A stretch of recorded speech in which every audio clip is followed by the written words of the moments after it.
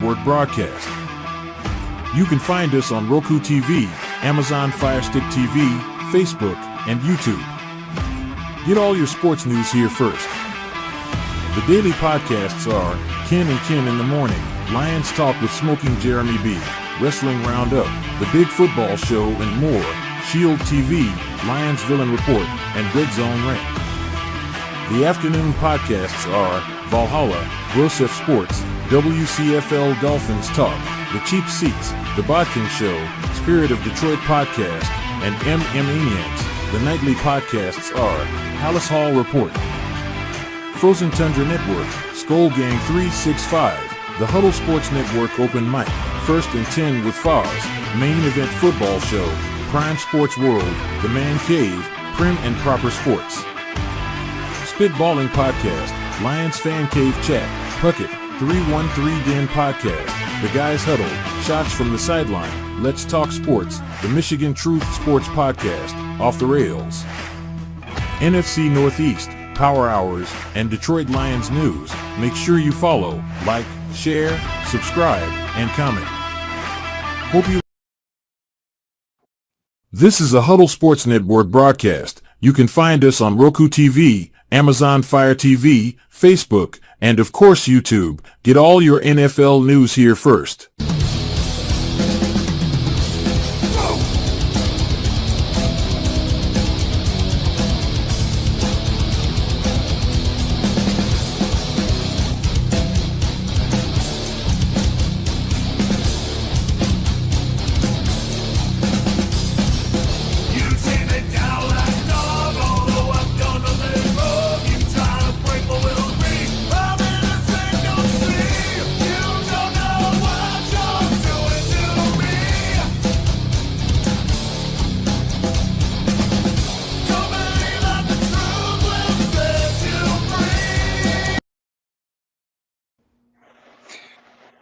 All right, what's up, guys? How's everybody doing today? Welcome Doing to good. Valhalla Hour. Good to have everybody here today. So we've got Matthew, Eric, and Darren, and we also have our friend JB representing. What's going on, JB? It is War Week. It is War Week, gentlemen. So kick the tires, light the fires. Here we go. The most expensive game ever to be played at US Bank Stadium in Vikings history. You have the 5-0 Vikings versus the 4-1 Detroit Lions, who are always favored to be, the division champs and probably win the NFC this year. What a matchup this early in the season. Let's just go around the horn. What do you guys think initially looking at this guy? This is a dogfight. I don't care what anybody says. Both offenses are clicking. Both defenses are doing well. The loss of Aiden Hutchinson is huge, but it looks like we're running the starting line of Josh Pascal, DJ Reader, Aleem McNeil, and Levi Onwuzurike. Our defensive end pickup, that Isaiah Thomas that was a 7th-round pick in 2019 for the Browns, that was actually the pick we traded for David Blau with the Bob Quinn regime. Yep. Hey. So he's actually been showing up, and anytime either Pascal or Levi has been able to come off the field during practice, he's been in there, and he's got a great bull rush and a good first step from what I've seen from the practice film. Yeah, absolutely. What's your thoughts, Matthew, Eric, Darren? Just initially looking at this, coming off the bye week, what are you thinking here?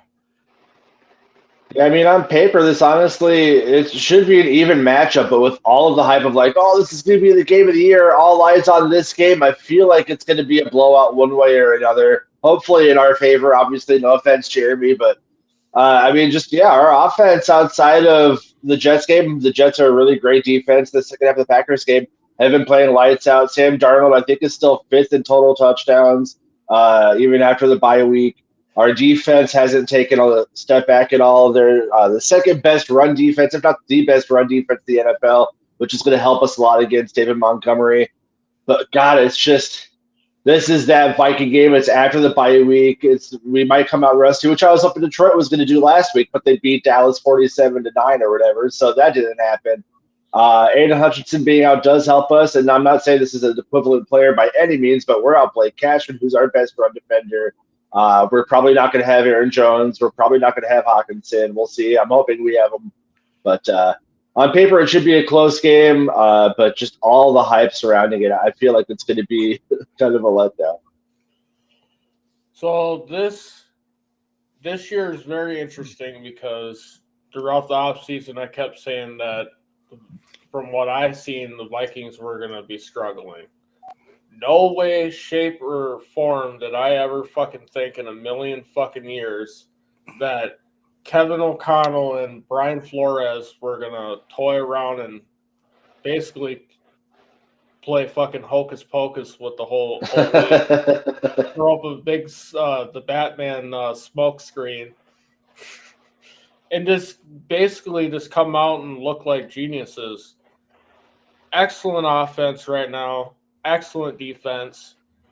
And outside the Vikings, the whole North as a whole is by far fucking blown away the whole league. Best division of football. I mean, it's in our history. This division is the founders of the league.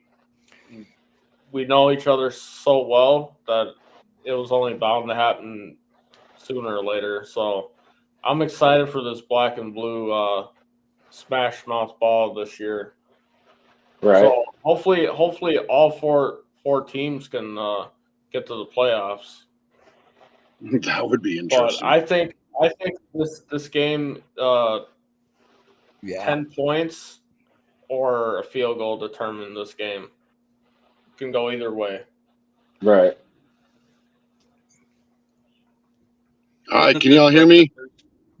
Yeah. This game coming off the bye, I was really nervous seeing the injury report, and then Black Cashman still being out didn't make me feel any better. But I really hope, I really think it's going to be one of those. It's either going to be like a 10-7 or 34-30 type of game. So it can go either way. There's so much hate. It just really begins to make me nervous. I'm nervous too, but I think it's more along the lines. No matter which team wins, I'm seeing more like a 27-24 score. Neither offenses are bad enough to only score 10 points. Neither defense is bold enough to let a team score 30. We've seen this already. Even when everybody says what they said, we only gave up 29 to the Seahawks when they were an undefeated team. And people can talk all the crap about what they were down on defense and everything else. But at the same time, we only let the Bucs, who looks like a better offense than the Seahawks and the Cowboys combined, score 20 points. Right. So just to go over injuries, at least for the Vikings, and I don't have the Lions handy right now. So Cashman and Caleb Evans are out. I mean, Caleb Evans, who cares? Questionable, and with a grain of salt, Hawkinson and Reisner are still both within their 21-day practice window. But questionable is Aaron Jones, Harrison Phillips, and Patrick Jones the second. Aaron Jones and Harrison Phillips, obviously, we have plenty of pass rushers, being the big concern. And then, obviously we know that since the last time we did this show and now that the Vikings did go back and we once again brought back Cam Akers, there's going to be some varying opinions on this, but just like I said last year, I'm a fan of that.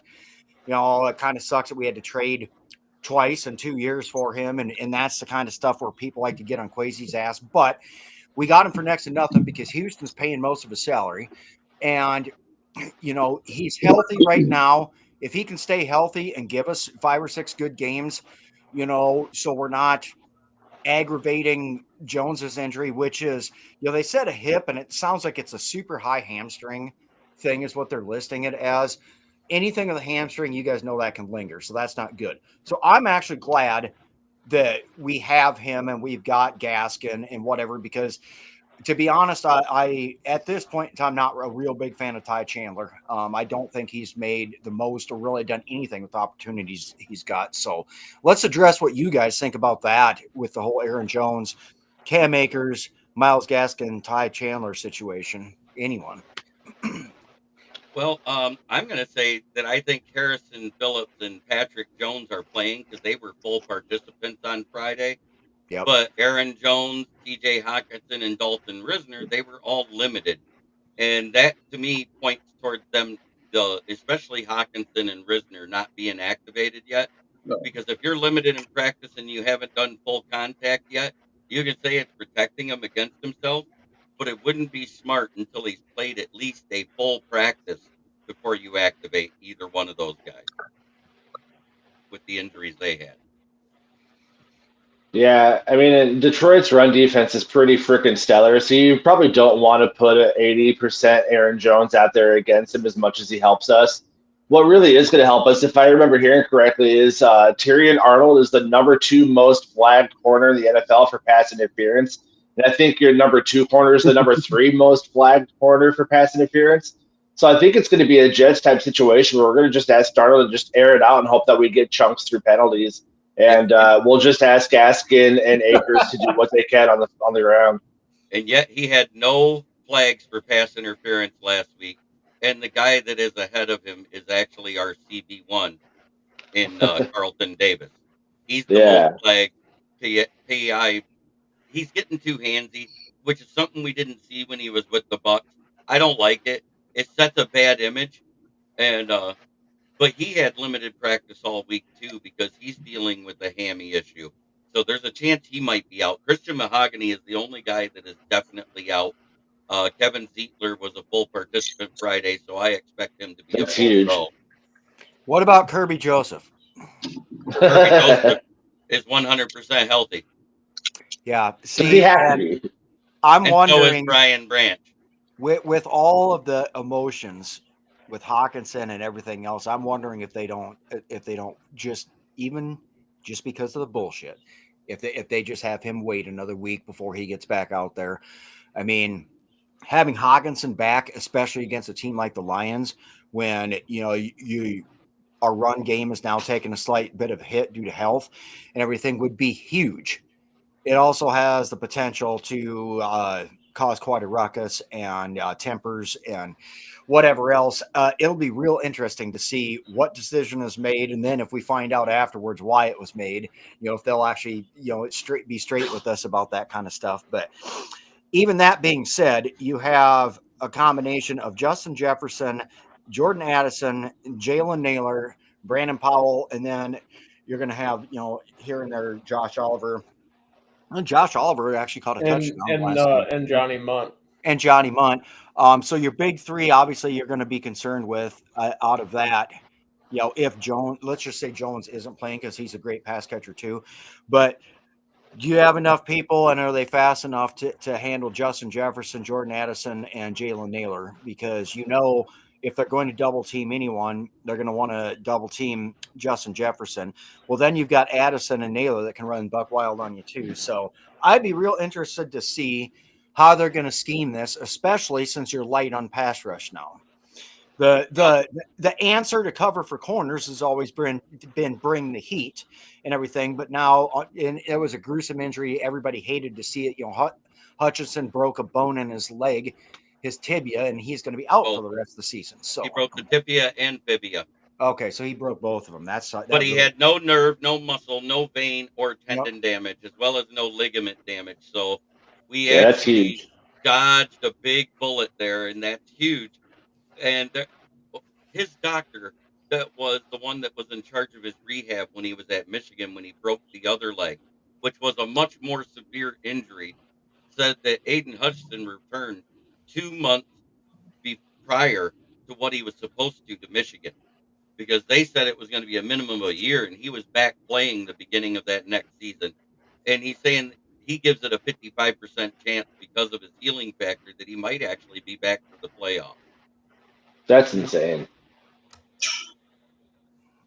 Well, when you do the metal rod, it technically is 8 weeks to heal the bone, and they got the metal rod on both of them. So, but our second and third best pressure creators since Davenport went down has been Ali McNeil and Levi Onwuzurike. That's why I brought them up. So them being in, and then we also had a guy who showed up that looks like he's going to be the replacement for Derek Barnes at Sam linebacker and Trevor Nowaski. Because the next play after Aiden Hutchinson went down, what happened? Nowaski stunts from the outside linebacker position right behind Reader's back. Right.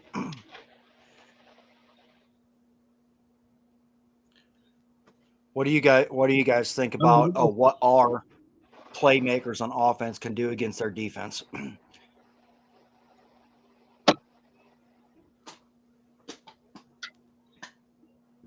Anybody, Matthew? Justin Jefferson obviously has a record of destroying the Lions secondary. This is a different Lions secondary. Most of their corners are new. But I think he usually gets his Addison. We'll see. He was pretty quiet last week, so hopefully he can bounce back. I don't really think Powell's going to do anything. It's going to have to be a big Oliver game if Hawkinson doesn't play. We're going to need our tight ends because we can't just do what we did against the Jets, which I know I just said this, but we can't just sit there and pass deep the whole game. We need to have that kind of short to intermediate passing attack to supplement our run game because our run game is going to struggle without Aaron Jones if he doesn't play.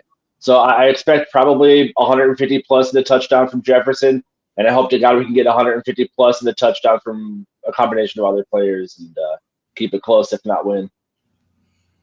So my thing is, hopefully they fixed the way we play in the second half after this bye week because there's no fucking way that the other team, you basically have your foot on their throat, and then you just, decide that you're going to lift your foot up off the Adam's apple and allow them to fucking come back, which I want to know what he's snorting or what he's smoking. Who's that? So hopefully we limit that. Because if we allow the Lions to hang around in the second half, that ain't gonna be pretty at all. Because the Lions actually come and play tough football in the second half, which we haven't done that since the Green Bay game. Yeah. So hopefully they shored that up. Matt Henry, our favorite Bears fan commenter, says Mullins is greater than Darnold. Mullins is greater at putting 400 yards on the Lions defense. The only problem is he also throws 4 interceptions or 5 against the Lions defense. It was an average of 3 per game. Yeah, I was say 6 picks through 2 games. Yeah. Let's see once what Darnold does out here before we bring in Big Dick Nick to freaking start carving shit up. And I watch John Gruden because his breakdowns of the big games of the week are actually really astute. And he actually mentioned that Darnold has to be better with his ball protection because he does have a fumble. And out of his 4 picks, 3 of them were in the last 2 games. So he can't be careless with the football because this defense that we have has been stingy in taking advantage of people trying to force the ball. He also brought up the fact that Jefferson was targeted 19 times versus the Jets. I don't know if that's because nobody else was open, but he did have a pick because of trying to force the ball to Jefferson too. Yeah, that's the tricky thing with Jefferson is when we have a quarterback that doesn't throw to him, it's like, well, you need to just hope that you chuck it and hope that he beats the defender. And then when we overuse him, it's like, well, you can't just rely on him. You can't really have it both ways. If he's supposed to be that guy, then throw it to him 20 fucking times and hope he gets 16 of them. That's what he's getting paid $30.5 or $31 million a year for. So you got to do it. The turnovers, to me, Kirk had the same problem with those fumbles. When he gets blasted on his weak side, he always coughs it up. And you always hated seeing it. He'd get like 8 or 9 fumbles a year from doing that stuff. The interceptions, if you would have told me that Darnold was going to have a 2, possibly 3-to-1 touchdown interception ratio at the end of the season, I would absolutely take that. So if he's chucking 2 to 3 touchdowns a game, but he throws an interception, And the one versus Green Bay should never have counted in the first place. That was an incomplete pass. I'm fine with an interception a game. It's better than, like we said, Mullins 3 to 4 a game. So you don't want him to, but if he's throwing 2 to 3 touchdowns to 1 pick, so be it. CJ is chiming in from sunny, and I say that facetiously, England. Hey, Rob, have you noticed how the Vikings start with a V for victory and the Lions start with what they're heading back to Michigan with? It looks like CJ's making Damn. this pick right now. Good shit, I just know CJ. it's going to be a dogfight. I'm not. Yeah. I think the final score is 27-24, no matter who wins or loses. Yeah. That's what I see. I see that type of game. It's going to be in that mid-20s. Nobody's giving up the 30 points a game here. It's going to be a dogfight. The only thing that I think the Vikings have to worry about is because of how the Lions have been scoring lately. If they get up in front and they're doing it using the run game like they have been, I understand you guys have been stout against the run game, but yet you haven't faced a two-headed monster like this yet either. Yep. Right. So Jay has asked Southern Skull, what do you think of Darnold? Go ahead and take that one, Eric, since we're Southern Skull, since we're sitting here kind of on that topic. Well, with Darnold, I am truly surprised at how I think if his confidence keeps growing, the Jets gave him a huge blast to his confidence or faith and trust in Naylor and other guys other than Jefferson, which he needs to build with those tight ends to keep getting better. It's going to be one of the years where it's like, what do? We have AJ sitting there. Darnold played really well. He gets his confidence back after a Jets game. I don't think we're talking, 3, maybe 4 to 1 touchdown interception ratio at the end of the season. He's got all the talent. He's got the brains. Dude, he's the redheaded lord of football. So, what more can you say? Ginger Jesus. Yeah. Well, if he does, go ahead. Sorry. If he does have a quote stinker of a game where he has like Jason, like 180 yards, a touchdown, and a pick, it is Detroit. I mean, they're supposedly a Super Bowl contending team. Like you said, they were the heavy favorites to win the division, if not the entire conference. And we don't have Jones, we don't have Hawkinson yet. So I really hope that the fans don't turn on him and like, oh, well, here we go. Because he's been playing pretty stellar football. Every quarterback in the NFL is going to have a stinker or two throughout the season. And their schedule gets much lighter after this week. So, I mean, if it's a 24-10 game and we just like, you don't want it to happen, but I hope that fans don't immediately turn on them and say, well, there goes the season. We're still 5-1. I mean, that's the biggest thing. I mean, think about it. Worst case is the Lions are 4-2. You guys are 6-0. Best case scenario for the Lions, we're 5-1 and you're 5-1. I mean, either way, it's not going to make or break the season if either team loses. That's one thing all fans have to get. Now, do we want the Vikings to have a 2-game lead in the division on us? Hell no. Of course we don't. Any Lions fan that says they do, they're delusional. Right. Yeah. Best case scenario for me is that this ends up in a shootout and it's fucking absolutely high scoring in the 50s, so that I could have a fucking excellent week in fantasy. Fantasy football always has a vote. Before we hit our halftime commercial here, coming up in about 6-7 minutes, I want to put this out there, and then have you guys address this. What kind of mentality should each team have? And this is what I mean by that. The Lions, people are going to say, well, the Vikings were never supposed to be there. They should be like 1-4 right now instead of 5-0. The Lions, you were supposed to be here, and you've handled your business by and large. Now what you're supposed to do is you're supposed to go into Minnesota. You're supposed to be favored, and you're supposed to beat a team in a tough matchup. Is that the right mentality, or does the fact that it's a division game and anything can and usually does happen in division games, does that take that mentality and chuck it out the window, or is there any validity to that? What do you guys think? I think both teams need to remain and be what they've been, aggressive and smart at the same time. You can't be stupid out here and think you can throw it 40 times on either defense because that's not a good rate. And one thing you can say is ever since the Tampa Bay Buccaneers game, the Lions have been very balanced on offense with the rush and the pass. And that's mostly because we have the offensive line to do it. Yep. We'll go to the comments here real quick before the rest Yeah. goes. And so Joseph says the Vikings have not beat an elite team like the Detroit Lions, question mark. Yeah. No, Like we didn't destroy the they don't. 5-1 Houston Texans. Pretty sure Yeah, yeah. the I'm Texans not have saying to- that type of stuff. You guys played the Texans and you played the 49ers, and the only thing the 49ers were missing in that game was CMC. Yes, it was a huge blow, but Justin Mason has been running just as good as CMC. He just doesn't have the Right. receiver skills. Well, and we beat the 4-2, who would be the 5-1 Green Bay Packers. So right. No, The no, Ugly, you beat the Packers. ugly win, but we did it. They're doing pretty good. The Packers are. I mean, they're. yeah, the whole NFC North is doing really good. The only one that I'm ever going to Best poo-poo division on in football. is the Bears, just because their wins are all against one-win teams and everything. But you know what? The Bears are the most sus right now.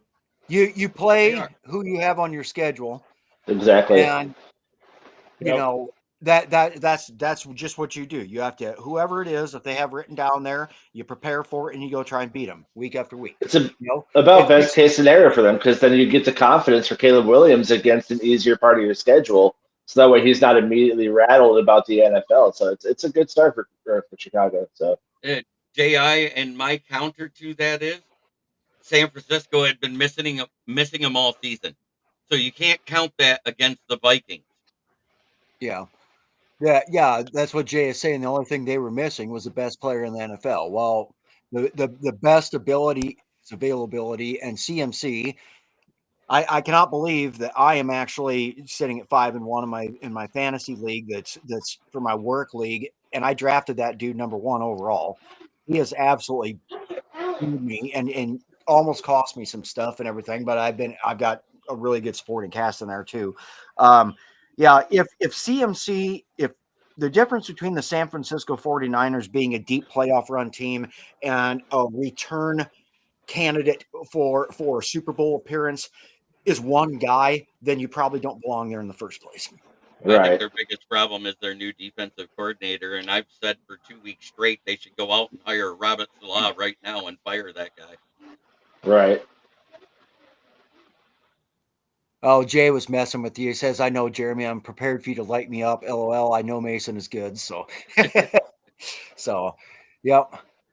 And then Joseph comes back. He says, Vikings are a good team, but the QB 14 is the key if he can stay healthy. He stayed healthy.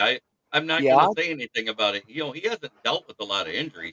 What he has dealt with is horrible O-lines everywhere else he was other than San Francisco, and he didn't beat Brock Purdy for the job. Yep. That's why we all said he was the biggest question mark coming into the season after J.J. McCarthy went down. He's answered it. He's done well. Yeah, absolutely. So we got Lindahl finally made it on here. What's going on, Lindahl? Oh, finally got over my phone issues. I don't know why I wasn't connecting right.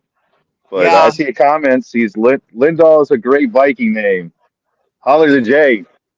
Got that right. Oh, yeah.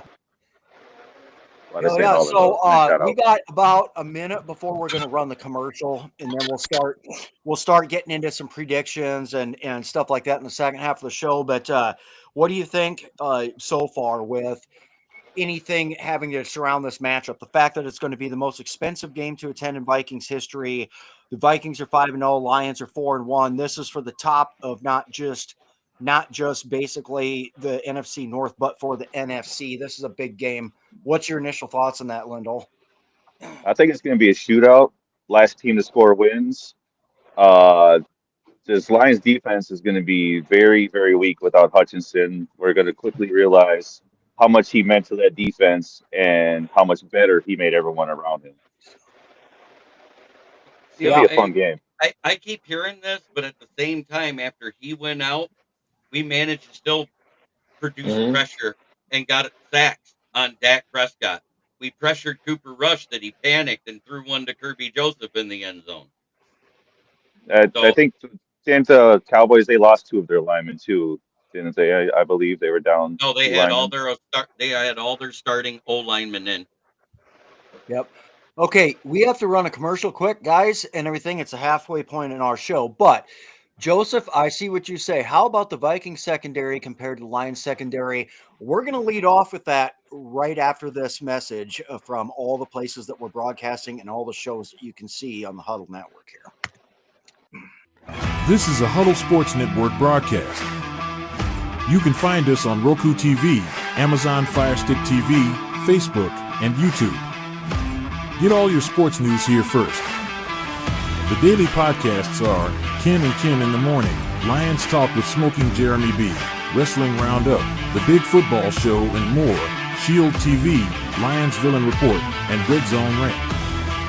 The afternoon podcasts are Valhalla, Grosef Sports, WCFL Dolphins Talk, The Cheap Seats, The Bodkin Show, Spirit of Detroit Podcast, and Maniacs. The nightly podcasts are Palace Hall Report, Frozen Tundra Network, Skull Gang 365, The Huddle Sports Network Open Mic, First and 10 with Foz, Main Event Football Show, Prime Sports World, The Man Cave, Prim and Proper Sports. Spitballing Podcast, Lions Fan Cave Chat, Puckett, 313 Den Podcast, The Guys Huddle, Shots from the Sideline, Let's Talk Sports, The Michigan Truth Sports Podcast, Off the Rails, NFC Northeast, Power Hours, and Detroit Lions News. Make sure you follow, like, share, subscribe, and comment. Hope you. All right, we are back, and we are going to talk about our secondaries now here. So the Lions got a lot of publicity here with overhauling the secondary, which obviously, Jeremy, you even said last year needed to happen and everything. So you got Terrion Arnold and everything, and you've got Carlton Davis and whatever. Meek Robertson and Ennis Rakestraw, and then Kirby Joseph and Brian Branch back there. Yep, and I think the big concern was not so much your safeties, because you have a pretty good safety room, as do we.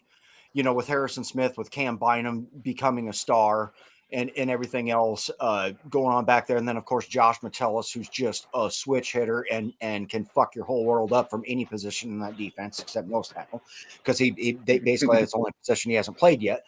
But so the Vikings, they go out, if you guys weren't aware of this, and they get some guys, right? So we got Byron Murphy Jr. back last year. From last year and everything. He's actually having a better year this year. But we're running Stephon Gilmore and we're running Shaq Griffin. These guys have put up some numbers. I just want to go over this real quick before we get on this discussion. So Shaquille Griffin in single coverage this season, 46. And this is in single coverage, okay, where it's just him on whoever, whatever dude he's covering, right? 46 snaps, 9 targets, 0 receptions allowed, 1 interception, 2 forced incompletions, and a 0.0 passer rating allowed so far out of Shaq Griffin when he's in single coverage, right? Okay, then I want to move on to let's talk about the highest passing grade the Lions have allowed all year long is a 67.8 with Flores' defense. It's what he is. It's otherworldly numbers. I mean, and then you want to look at our basically our number one corner, Stephon Gilmore. Similar numbers, not quite as impressive as Shaq Griffin, because Stephon Gilmore normally covers the number one wide receiver. But I do want to point out that he has the top run defense grade in the NFL at cornerbacks. A whopping 90.2 for run defense for Stephon Gilmore.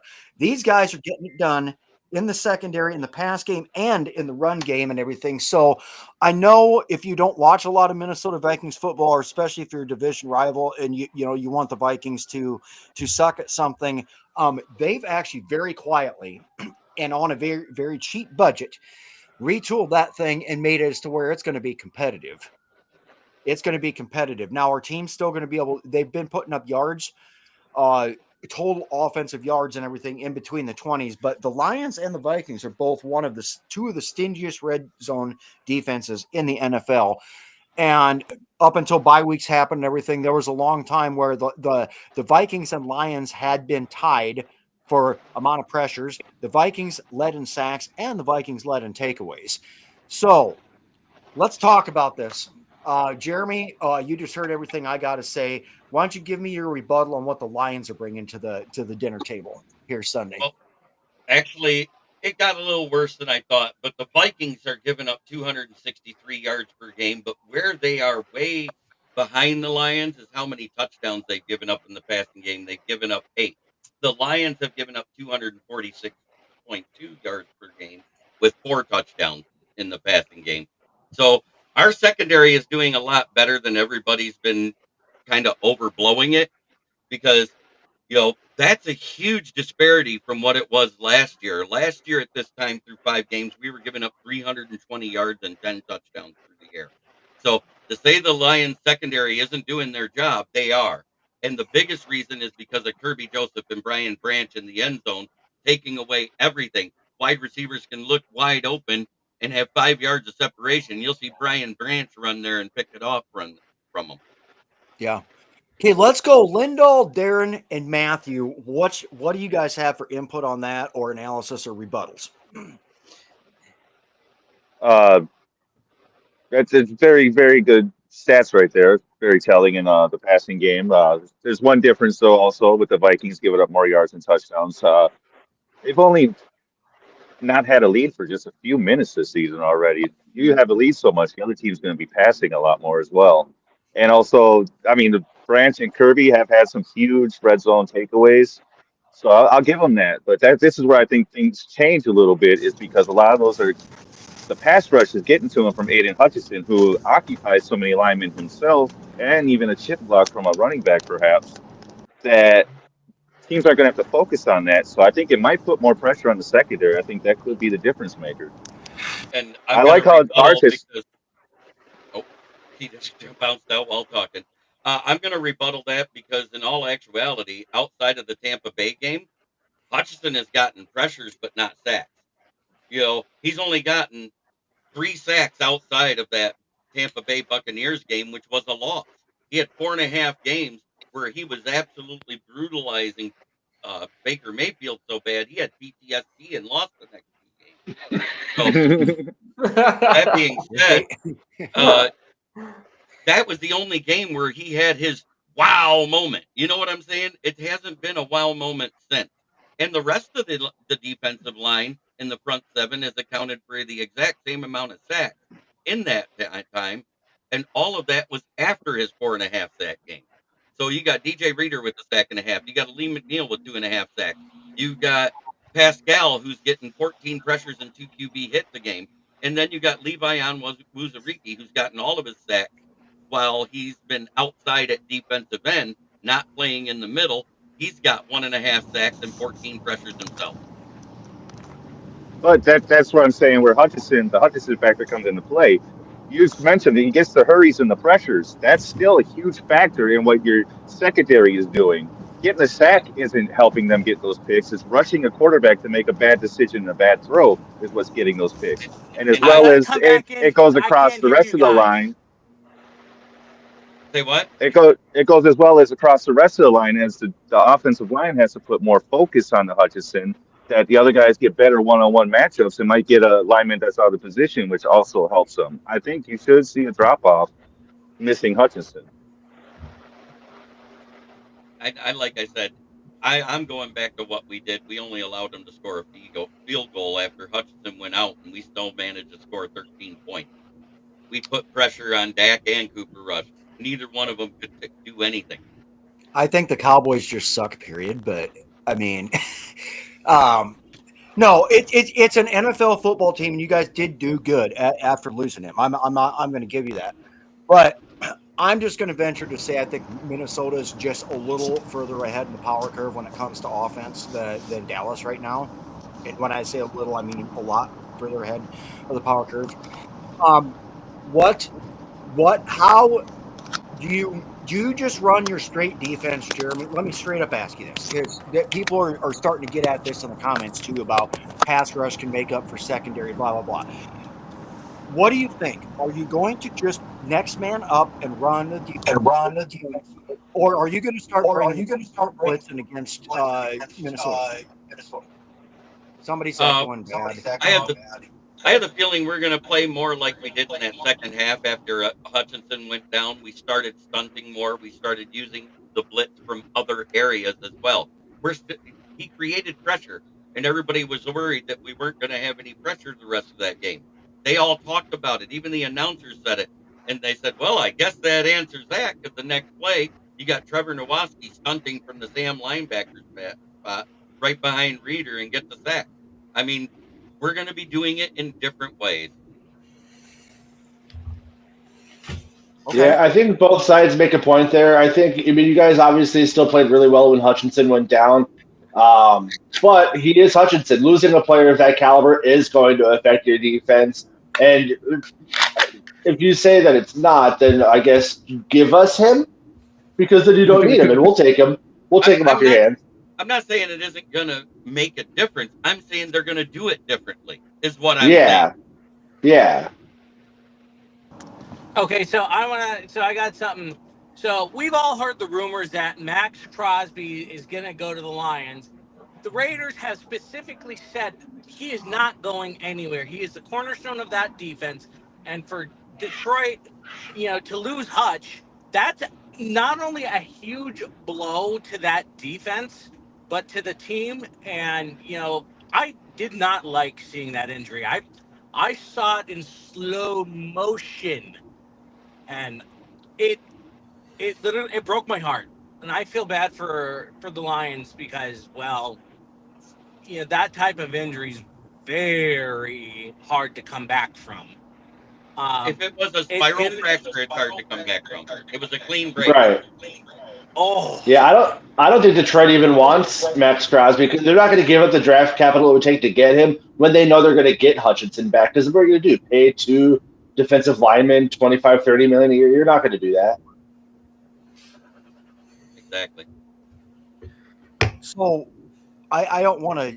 I want everybody to be able to finish talking about this, defense versus defense comparisons or whatever. But I do want to bring something up because we do have a trade deadline approaching soon. Do you think? Let's talk specifically about the Vikings and the Lions, but we can discuss, Bears and Packers too if we got time. Do you think the Vikings should be buyers on anybody right now? And if so, who would that be? The biggest thing I'm seeing out all the homers is Adam Thielen. Bring him home. No, dude. When is he ever going to play? He is not going to take snaps away from Justin Jefferson, Jordan Addison, or Jalen Naylor at this point in time. He'd be kind of cool, gimmicky in the red zone when we don't have Hawkinson. But when we have Hawkinson back here in another week or whatever, he's definitely not going to get on the field. I don't know why our people do this. Who do you think we could actually use? And we already, like I said, we already grabbed Cam Akers, which I'm a fan of, and I know some people in the comments are not. But if we were to be buyers on anybody, that's realistic, because to be honest, the Giants are not going to give us Dexter Lawrence without us mortgaging both farms. I mean, that's a nice thought. Right. But all people that would be available on teams that are starting to say fuck it and sell, which is like the Raiders and the Panthers and a couple teams. Who do you think is realistic for the Vikings to try to get, and for who the Lions try to get? And you guys go ahead and take this away in any particular order. I think so. My thing with the Lions, I think they could either be buyers for Max Crosby or Hassan Riddick. But my thing is, it'd be stupid to give up your future for Max Crosby when you just go after Hassan Riddick.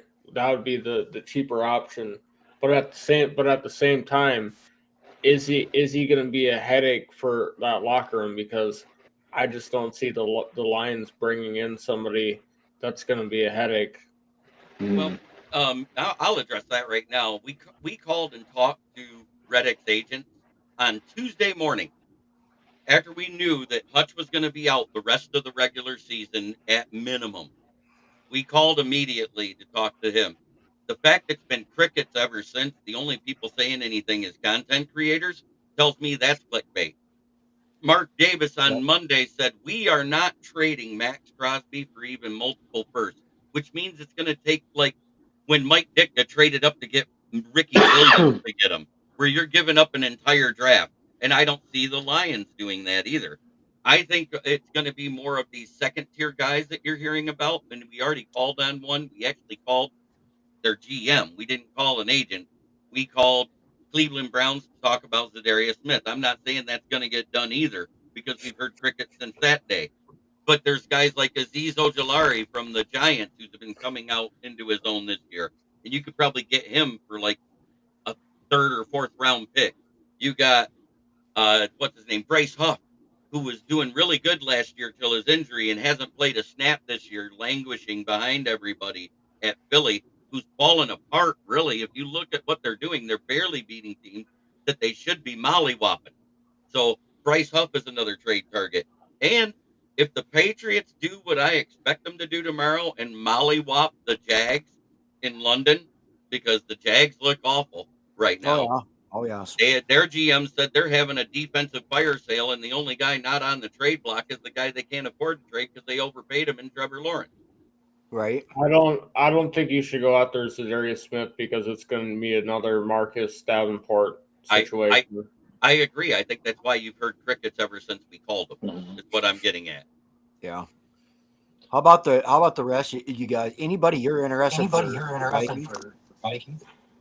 So I could see the Vikings going after Snead. I think he plays for the Titans, and they're obviously bottoming out right now with Will Levis. He's not the answer. They're not going anywhere. And I think the Vikings had interest in him in free agency. We just got outbid. So I could see us going after him. You can never have too many corners. And I also think that if the Jags keep spiraling, we might go after Etienne if Aaron Jones looks like his hamstring is going to be an IR type situation. As much as we sit here and talk about Cam Akers, he's not a bell cow running back. If you could get Etienne on this team, I think that'd be huge. And he's still young, so you're getting someone that's not going to be a 1 or 2 year rental player. That's someone that could be on your team for the next 3 to 4 years and make an impact.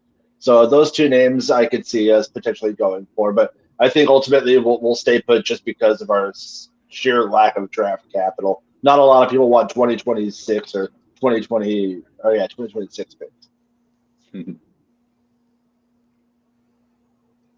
Anybody else? Here's the thing. If I'm putting myself in Kwesi's shoes, I'm looking at our defense right now to see where our weaknesses are. If we lose tomorrow by a considerable margin, and to me, considerable is at least 10 or more, then I will sit down with Flores and discuss where do we need to maybe improve a tiny bit. Tell him I said hi. But if not, I am going to say we stand pat because we've given up pretty much all of our picks for next year. We have very few. And at this point, with our defense, with how Flores has turned this defense around, I'm just going to say we stand pat unless we get a very good deal, like one that benefits us in terms of we don't give up anything like we did this past week. Yeah. I don't think that was very much a prediction, Jay. So the had a comment asking if the Vikings are wearing the white jerseys tomorrow. I don't think so. No, we're wearing the white uniforms against the Bears. Yeah, Holy the winter, the first. Yeah, I've heard nothing about the whiteout. Yeah, the first true whiteout is December 16th, I want to say. Yeah. Hey, Matthew, make sure as soon as you're done talking, you mute because it's echoing harder than hell. Thanks. Okay. So let's see. What else do we got? Your guys' thoughts on Sam Darnold long term. Do you see Sam playing consistently like he has so far this season? Or do you see defenses starting to figure him out and then he starts in on the downward? And that's from Fred. I don't know. I mean, I'm actually impressed as hell with the way he's played right now. he isn't. He has taken some long shots. I will say that, and like Matthew said earlier, um, when you have Justin Jefferson down there and it's anywhere remotely close, chuck it up, and even if he doesn't catch it, maybe you get pass interference and you get the yards. You move closer to the end zone. As long as he can do that and he does not become a turnover machine, I think he bears keeping around. If he self destructs and hand grenades himself, then I think that's a discussion that is pretty easy to have at the end of the year. I know. Anybody else chime in on that too, for that matter? Um, I think it really depends on Sam Darnold. That's really the only guy it depends on. If somebody in one of my chats during one of my shows said all the Lions fans should wear white sheets to remind them of ghosts, and I kind of chuckled. But at the same time, we haven't seen that type of Sam Darnold yet. Yeah.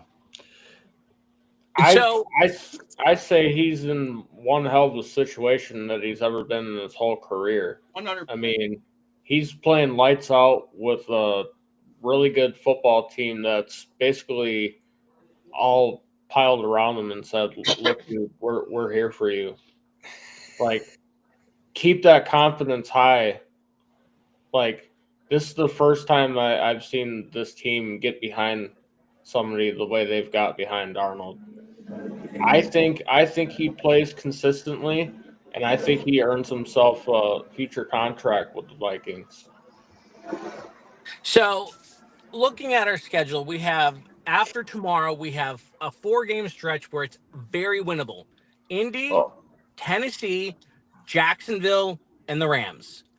If we lose against the Rams and it's all on Sam Darnold, we will become the laughing stock of the NFL. And by that time, we will definitely know if he's going to be worthy to keep around. But, those games being very winnable, us possibly going to, 9-1, maybe 10-0. I'm going to say we keep Sam Darnold around for depth and for also mentoring JJ next year. And I'm going to dispute that for the Vikings because Goff is doing well because we have everything going right around him here. And Darnold is doing well where he's at because everything's going right around him there in Vikings. I don't think either fan base would switch quarterback. No, I agree, Jeremy. The reason why the Vikings have locked up Justin Jefferson, TJ Hawkinson, Jordan Addison's a rookie contract and whatever else. But then you've got Aaron all these Jones. guys we could bring in on defenses because you know what Sam Darnold is making this year? He's making $10 million. That's it. Right? yeah. How much is Goff making? I don't remember. I'm asking. Well, It- Darnold's not going to stay here for $10 million either. Correct. He's He's so going to be 25 million plus easy. Goff is making $27.2 million cap hit this year, $33 million next year. And if you look at the way they structured that contract, it's a Super Bowl or bust in the next 2 years, this year and next year. If they doesn't get, if they don't get it, there's no way in hell they're paying him the $69 million that in that balloon payment in year 3 of this contract. But at the same time, if he does get us there, at least gets us there 1 year, they will restructure his contract immediately to lower that hit. yeah, the Score North podcast made a really good point where they said the thing that's different about the Vikings team this year is not only that we're out pacing their expectations by a wide margin, but all these other years like in 09 and 2017, Favre was almost 40 years old, if not 40 years old. That was the make it or break it year. 2017, we didn't have a quarterback under contract. That was a make it or break it season. We're showing what this team can be over the next handful of years, and we're getting our rookie quarterback in J.J. McCarthy next year. So there's optimism that if we don't, I don't think anybody expects us to win the Super Bowl this year. But if Darnold keeps playing marginally good, we're absolutely a playoff team, could win a playoff game. But that's the excitement, that's the difference. Is this feels like something that we could maintain for the next 4 or 5 years, and it's not just a one-off like it has been the last handful of times. Yeah. So the real question to ask yourselves is, let's say if you did switch quarterbacks, so Goff quarterback the Vikings and Darnold quarterback the Lions this year, would the Vikings still be 5-0 and the Lions still be 4-1? More than likely because of our offensive coordinators. Yours is your head coach. Yeah, they can put whoever they want at OC. KLC is calling the plays there. And he also gives the freedom of his QB to audible. Ben Johnson does the same thing with Jared Goff here. If both offenses and results would probably look very similar because our one loss was due to play calling. You can't go 1 for 7 in the red zone and in those 6 times you don't make it, not run the ball. I mean, that was plain and simple. That's why we lost to the Bucks. Other than Right. that, we've actually played a more balanced system. So, and here we are, scoring defenses. Vikings are 4th, Lions are 8th, and we're only separated by exactly 3 points. Both defenses have given up the same amount of touchdowns total so far. That is why I said this is going to be a dogfight. Yep. So, Jeremy, is Dan Campbell going to be 4th and go, Danny, in this game, or is he going to, is he going to go for it every time he's got a 4th down, if it especially in his own side of the field and stuff, and be ballsy, or do you think he backs off and understands this is the best team he's seen so far this year, period, and do you think he backs off on that a little bit and punts? He Because already has. He already has. If you look, we've only gone for it on 4th down a total of 8 times in 5 games. Last year at this time, we gone for it 20 times. Jeez. That's fair. That's fair. So I have a question for Jeremy. With the recent firing of Saleh in New York, do you think Ben Johnson's going to interview for that job after the end of the season? Ben Johnson has came out repeatedly. He turned down $14 million a year to Washington Redskins, told him to turn around and fly back home. He said he's here until the mission is accomplished, and that mission is win the Super Bowl. Yep. So if he wins the Super Bowl, yeah, he's going somewhere. If we don't, he'll be right here. So I just want to make sure that Dan Campbell doesn't pack up his poker chips for this game. I don't need him gambling. I mean, KFC goes for it on 4th and short a lot too, so he's got a little bit of that Dan Campbell. Yeah, but the difference is KLC would have went for the 3 points. So it's Green Bay. So let's go around and do final thoughts here. Jeremy, I want to give you the last thing before we log off. So Matthew, Darren, Matthew, and then Lindahl, go ahead. I'll say 27-21 Vikings. I'm going to say 24-20 Vikings. 23-21 Minnesota. And if you're coming to the tailgate, the VWO tailgate, I've got supplies. I've got breakfast for tomorrow. Nice. Awesome. Nice. I'm expecting a shootout. I expect both teams to score in the high 30s, low 40s. Last team to score wins. So between in that range, it could go either way. I'm predicting. So the last thing that I've seen was things have been bumping around a lot, and then I seen Vikings favored by 1.5, which I really hate, because like when it first, when it first, which is basically saying, I mean that's your nothing. That's saying lines of the better team. Yeah, that's you're too close to call type of thing for a home game. I'm going to say 28-24 Vikings. Well, I've said I really don't want to put who's winning on it, but since you guys all went against us, I'm going 27-24 Lions for the win. I went 50-50. I went 50-50 to be fair. Yeah. So I say 27-24 Lions. And I just think it's going to come down to those decisions in the middle of the field. It's not so much in the red zones because both teams have been stingy in the red zone. It's going to be those plays. And just like you guys say, who's going to cover Justin Jefferson? Who's going to be fast enough now that Evans is out to cover J-Mo? Yeah. I think something like 75% of the country gets this game tomorrow. Let's just give them a show. Yep. Yeah. Okay.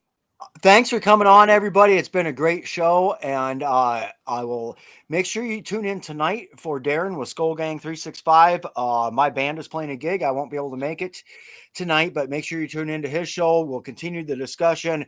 Make sure you watch Smoke and Jeremy B, JB's shows, and then Ken and Ken in the morning, our open mic segments. Stay tuned to the Huddle Network, and we'll see you guys back here next time. Skol.